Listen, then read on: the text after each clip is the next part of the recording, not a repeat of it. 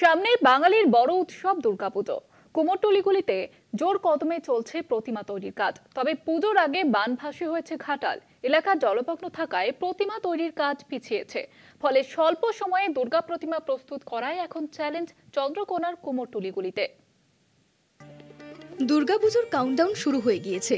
তারই সাথে পশ্চিম মেদিনীপুর জেলার চন্দ্রকোনায় কুমোরটুলিতে জোর কদমে শুরু হয়েছে প্রতিমা তৈরির কাজ।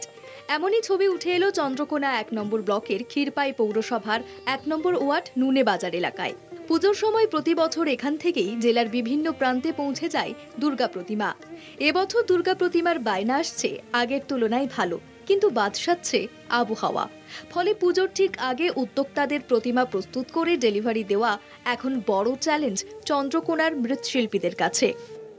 পরিস্থিতি খুব খারাপ।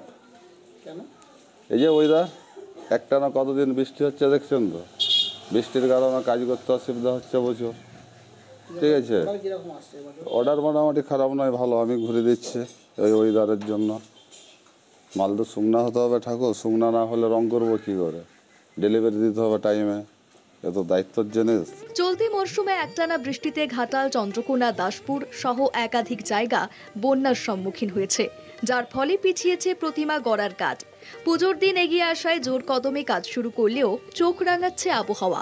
কখনো বৃষ্টি, কখনো রোদ। কাঁচা প্রতিমা শুকনো করতে হিমশিম খাচ্ছেন মৃৎশিল্পীরা। এবছর প্রতিমা শিল্পীদের সকলেরই কষ্ট, তার কারণে যে ওয়েদার করেছে, এই ওয়েদার জন্য কোনো মিস্ত্রি কাজ আগাতে পারছেন। আবার সমস্যা তো সব দিন, সব বছরই হয়, এরকম হয়নি, কিন্তু এই বছর যা আরম্ভ হয়েছে 3 মাস ধরে বৃষ্টি একটানে, তারপরে বন্যা, তো এতে কাজ কোনো মতো আগানো যায় না আমাদের। প্রতিমার বায়না আসছে ভালোই, কিন্তু বায়না নেওয়ার আগে আবহাওয়ার খামখেয়ালিপনার কথা ভাবতে হচ্ছে মৃৎশিল্পীদের।